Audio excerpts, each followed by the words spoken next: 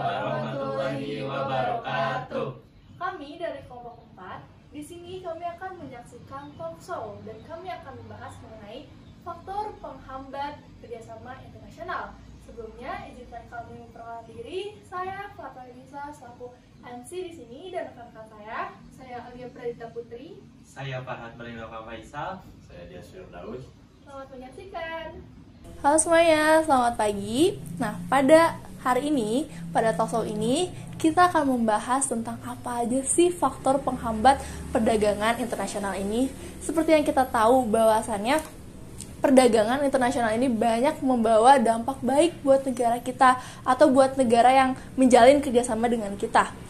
Contohnya meningkatkan pendapatan negara, juga memenuhi kebutuhan-kebutuhan negara yang tidak ada di dalam negaranya. Nah, tapi di balik dampak positif itu pastinya ada juga kan faktor-faktor penghambat yang menghalangi kerjasama perdagangan ini. Nah, pada talk show ini kita akan membahas apa aja faktor dari faktor penghambat dari kerjasama ini. Nah, yang pertama, rekan saya Farhad akan menjelaskan faktor yang pertama, yaitu adalah perbedaan bahasa yang menjadi faktor penghambat. Silakan. Faktor kesulitan pertama yaitu adalah komunikasi karena perbedaan bahasa.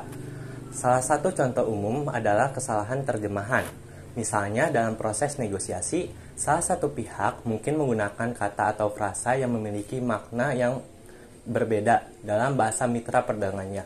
Hal ini dapat menyebabkan kebingungan atau kesalahpahaman yang dapat mempengaruhi kesepakatan bisnis. Nah, kan pastinya ada solusi nih di balik faktor penghambat ini gitu.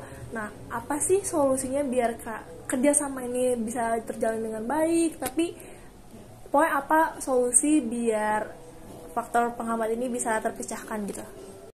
Nah, solusinya biasanya ada penerjemah yang mengerti kedua bahasa, sehingga tidak akan terjadinya kesalahpahaman antar kedua negara yang sedang menjalin kerjasama perdagangan internasional.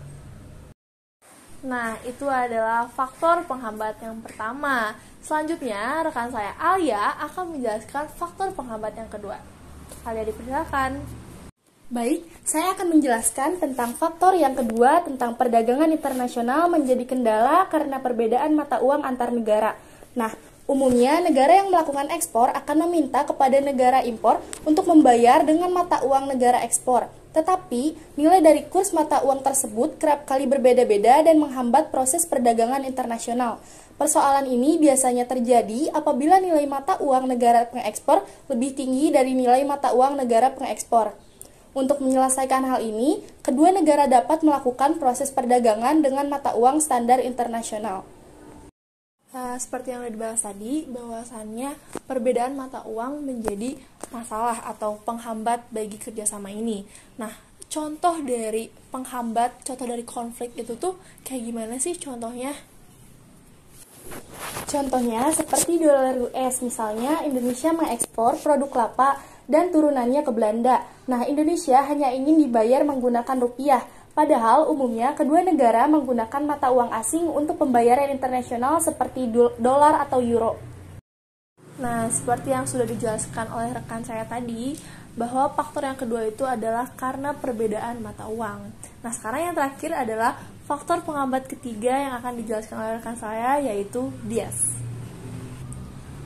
Yang terakhir ada munculnya kebijakan pemerintah yang melindungi industri dalam negeri bahkan menentang terjadinya perdagangan internasional. Kebijakan pemerintah ini disebut kebijakan proteksionis. Pemerintah yang mengadopsi kebijakan yang melindungi industri dalam negeri dan menentang perdagangan internasional seringkali mengambil langkah-langkah untuk memberikan perlindungan khusus kepada sektor-sektor industri domestik. Kebijakan semacam ini dapat menghadirkan sejumlah hambatan bagi perdagangan, baik dalam ekspor, impor, maupun dalam melaksanakan perdagangan secara keseluruhan. Nah, kalau misalnya nih pemerintah itu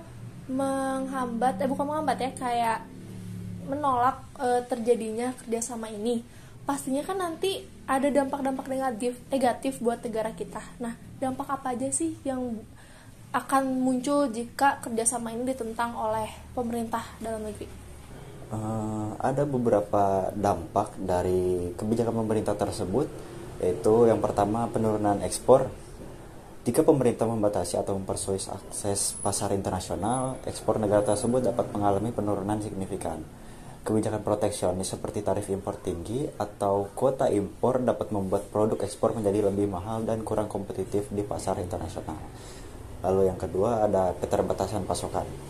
Kebijakan proteksionis yang membatasi impor dapat mengakibatkan keterbatasan pasokan barang dan bahan mentah yang penting bagi industri dalam negeri. Hal ini dapat mengganggu nilai pasokan dan menyebabkan kelangkaan produk tertentu di pasar domestik.